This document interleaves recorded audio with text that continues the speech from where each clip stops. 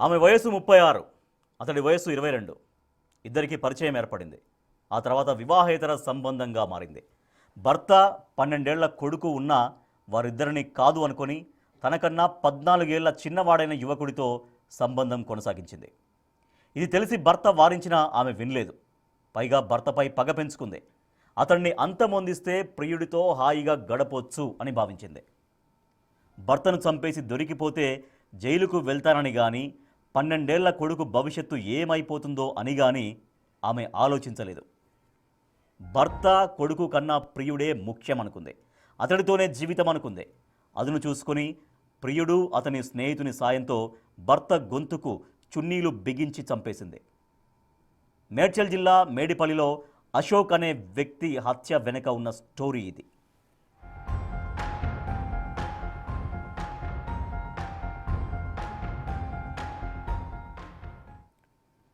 మేడిపల్లిలో Ashok murder కేసులో సంచలన విషయాలు బయటకొచ్చాయి. ప్రియుడు మహేష్ అతడి స్నేహితుడితో కలిసి దాడి చేసి భర్త అశోక్ని హత్య చేసింది భార్య పూర్ణిమ. ఇంటి పక్కన అద్దెకు ఉండే 22 ఏళ్ల యువకుడు మహేష్తో పూర్ణిమకు చాలా రోజులుగా వివాహేతర సంబంధం ఉంది. ఈ విషయం భర్తకు తెలియడంతో ఇద్దరి మధ్య తరచూ గొడవలవుతున్నాయి. తీరు మార్చుకోమని భర్త అశోక్ భార్య పూర్ణిమను హెచ్చరించినా ఆమె వినలేదు. పైగా భర్తను హతమార్చాలి అన్న నిర్ణయానికి వచ్చేసింది. ప్రియుడు మహేష్తో కలిసి భర్త హత్యకు ప్లాన్ చేసింది.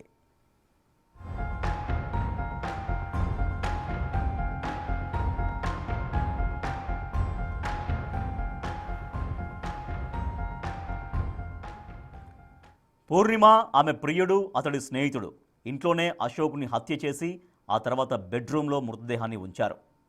అశోక్ సోదరుడికి ఫోన్ చేసిన పూర్ణిమ హార్ట్ స్ట్రోక్తో చనిపోయాడని చెప్పింది.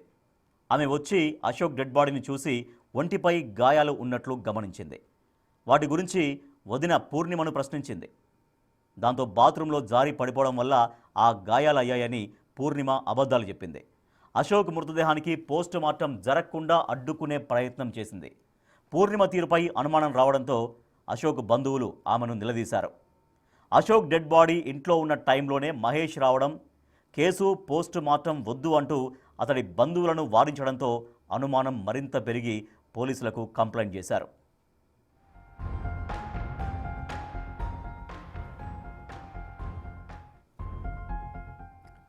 పూర్ణిమను పోలీసులు అదుపులోకి తీసుకొని ప్రశ్నించడంతో ఆమె అసలు విషయం బయటపెట్టింది. ప్రియుడు మహేష్తో కలిసి భర్తను హత్య చేసినట్లు ఒప్పుకుంది.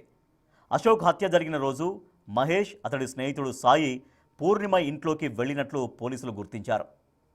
అశోక్ మెడకు 3 చున్నీలు బిగించి చంపేశారని పోలీసులు తెలిపారు. అశోక్ను హత్య చేశాక గత 10 రోజుల్లో మహేష్తో పూర్ణిమ చాటింగ్ చేసినట్లు గుర్తించారు పోలీసులు. 3 రోజుల క్రితం మహేష్తో కలిసి పూర్ణిమ షాపింగ్కి సైతం వెళ్ళిందని అంటున్నారు.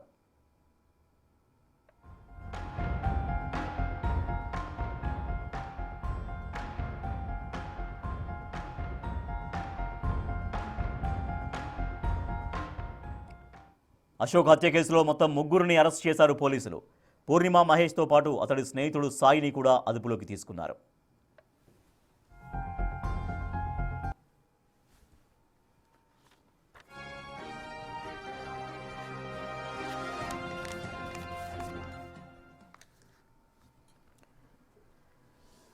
ప్రియుడి స్నేహితుడి సాయంతో తన భర్తను హత్య చేసింది భార్య.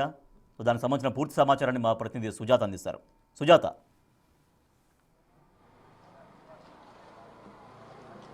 రాజేష్, బృందావన కాలనీలో 11 రోజుల క్రితం జరిగినటువంటి ఘటనలో పూర్ణిమ తన బాయ్ ఫ్రెండ్తో కలిసి భర్తని హతమార్చింది. ఇక్కడ గమనించాల్సిన విషయం ఏంటి అని అంటే, ప్రేమ గుడ్డిదని చాలామంది చెప్తూ ఉంటారు, కానీ వయసుతో కలర్తో సంబంధం లేదని చెప్తుంటారు. కానీ చాలా వరకు ఇవన్నీ కూడా అక్రమ సంబంధాలకి దారి తీస్తుంది అని చెప్పడానికి రీసెంట్ డేస్లో జరిగినటువంటి ఘటనలతో సహా పూర్ణిమ కేసు కూడా ఒకటిగా చెప్పుకోవచ్చు.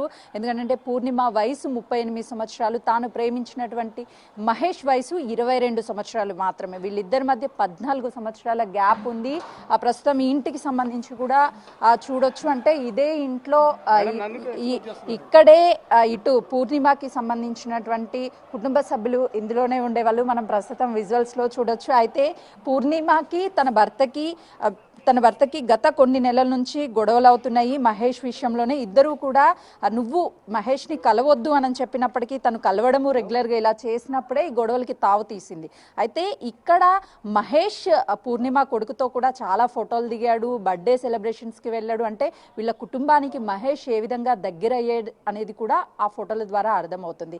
మహేష్కి పూర్ణిమకి 14 సంవత్సరాల గ్యాప్ ఉంది అని చెప్పే కంటే కూడా పూర్ణిమ కొడుకుకి 13 నుంచి 14 సంవత్సరాలు ఉంటాయని చెప్తున్నారు. అంటే ఆల్మోస్ట్ మహేష్కి పూర్ణిమ కొడుక్కి ఒక 10 to 12 years గ్యాప్ ఉంటుంది. అంటే ఒకవేళ పూర్ణిమకి కొడుకు ఆల్రెడీ ఉండుంటే మహేష్ అంత ఏజ్ కొడుకు కాకపోయినా అట్లీస్ట్ 18 to 20 years బాబు ఉండేవాడు. అలాంటి వ్యక్తితో అక్రమ సంబంధం ఎలా పెట్టుకోగలిగింది?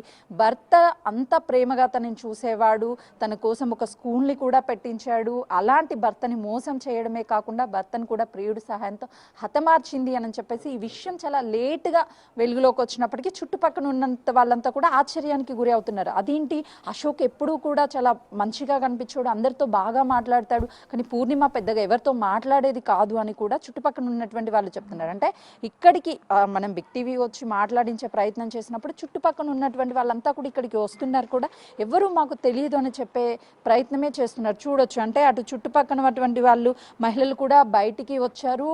ఎప్పుడు పూర్ణిమ బయటికి వచ్చేది కాదు, ఎవరితో మాట్లాడేది కాదు అని చెప్తున్నారు. కొంతమంది ఉన్నారు, అన్న మీకు ఈ మర్డర్ గురించి ఐడియా ఏమన్నా ఉందా, ఎప్పుడు జరిగింది ఏంటి అని చెప్పేసి.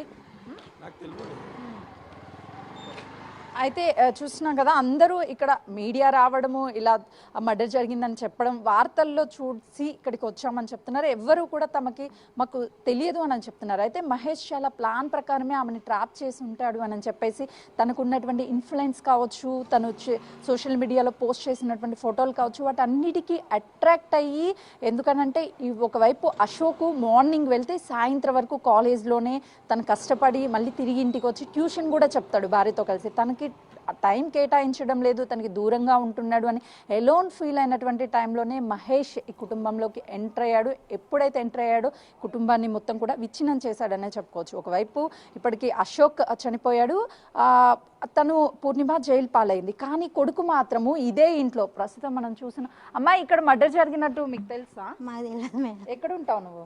మా ఇల్లు ఇక్కడ బృందావన కాలనీ. ఇది కూడా బృందావన కాలనీ. 11 రోజులు అవుతుందనంట, అందరూ కూడా చర్చిస్తున్నారు. మీ దృష్టికి వచ్చిందా? మాకైతే తెలియదండి.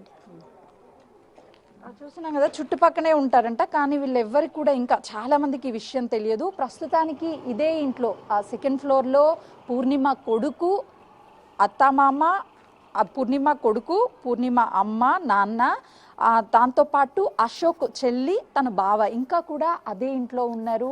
11 రోజుల క్రితము ఈ మర్డర్ జరిగినప్పటికీ దాన్ని 11 రోజుల పాటు తన గుండెపోటుతోనే చనిపోయాడు అని చెప్పేసి పూర్ణిమ నమ్మించింది. కానీ ఇప్పుడు సడన్గా తనని హత్య చేసింది ఇదే ఇంట్లో. చున్నీలతో రూమ్లోకి తీసుకువెళ్లారు, చున్నీలతో బిగించారు, ఆ తర్వాత చంపేశారు అని చెప్పేసి మహేష్ వాళ్ళ ఇంటి దగ్గరలో రెంట్కుంటున్నారని చెప్తున్నారు కదా, ఏం చేయాలో కూడా మహేష్ అనే వ్యక్తి ఇప్పుడు ఎవరైతే తన హత్య చేశాడో అతను వాళ్ళ ఇంట్లో రెంట్ ఉంటాడా, వాళ్ళ ఇంటి దగ్గరలో వేరే దగ్గర రెంట్కుంటారా, లేకపోతే వాళ్ళ భర్తకు కూడా ఆయన పరిచయమా, ఎట్లా వాళ్ళ కుటుంబానికి ఆయన దగ్గరయ్యాడు? రాజేష్, మీరు చెప్పినట్లు మహేష్ 6 నెలల కిందట ఇదే ఇంట్లో కుటుంబ సభ్యులతో గ్రౌండ్ ఫ్లోర్లో ఉండేవాడు. ఎప్పుడైతే వీళ్ళ పరిచయం కాస్త లిమిట్ దాటి అటు మహేష్ తన భార్య పూర్ణిమని కలుస్తున్నాడు, దాంతోపాటు చుట్టుపక్కనే ఉన్నటువంటి మహిళలందరితో కూడా కొంతమేరకు చనువుగా ఉండడానికి ప్రయత్నం చేస్తున్నాడు అని చెప్పేసి ఎప్పుడైతే స్థానికంగా ఉన్నటువంటి వాళ్ళు భావించారో ఆ టైంలోనే మహేష్ని ఖాళీ చేయాలి అని చెప్పారు. ఆ తర్వాత ఇక్కడి నుంచి మహేష్ని ఖాళీ చేయించి ఇదే కాలనీలో మహేష్ కొంతమంది రాజకీయ నాయకుల ఫోటోలు పెట్టుకొని బీఆర్ఎస్ పార్టీకి సంబంధించినటువంటి వాళ్ళు, నాకు అందరూ తెలుసు, ఏమన్నా కావాలి అంటే నేను అన్ని విధంగా సహాయాలు అందిస్తాను అని చెప్పేసి నమ్మించాడు. ఆ తర్వాత ఆ దూరంగా మనకి ఒకటి గ్రే కలర్ బిల్డింగ్ ఏదైతే కనిపిస్తుందో ఆ బిల్డింగ్కి షిఫ్ట్ అయిపోయారు. ఈ ఘటన జరిగిన తర్వాత కుటుంబ సభ్యులంతా కూడా, మహేష్ కుటుంబ సభ్యులు ఇక్కడ నుంచి వెళ్ళిపోయారు, ఎవరు కూడా అందుబాటులో లేరు. అసలుకి ఇలాంటి మహిళల్ని ఏ విధంగా శిక్షించాలి ఏంటి అని చెప్పేసి ఇప్పుడు కొంతమంది ఉన్నారు, వాళ్ళతో చెప్పండి అమ్మా, భర్తను ఎవరైనా సరే చంపేస్తారు అట్లా? ఎవరు చంపకూడదండి, కరెక్ట్ కాదు, అది కరెక్ట్ కాదు. పాపం బాబు అనాథ అయిపోయాడు, ఎట్లా శిక్షించాలంటే? శిక్షించాలండి, అలాంటి వాళ్ళు బాగానే శిక్షించాలి. నాకు చిన్న బాబు చిన్న బాబు మేడం. తల్లిదండ్రులు ఎలా ఉన్నా తల్లిదండ్రులు లేకుండా అయిపోయాడు కదా పాప పిల్లోడు ఇప్పుడు అనాథలా కదే కదా మంచి బతికాడు ఇప్పుడు దాకా తల్లిదండ్రుల మధ్యన ఇప్పుడు అనాథే కదా. చూస్తున్నాం కదా చుట్టూ ఉన్నటువంటి స్థానికులు కూడా ఆమెను శిక్షించాలి, ఆమెను అస్సలు వదిలిపెట్టద్దు, ఎందుకంటే బాబు అనాథ అయిపోయాడు, ఇలాంటి అక్రమ సంబంధాల కోసం జీవితాలను నాశనం చేసుకోవద్దు అని చెప్పి చెప్తున్నారు Rajesh. Right, thank you Sujatha.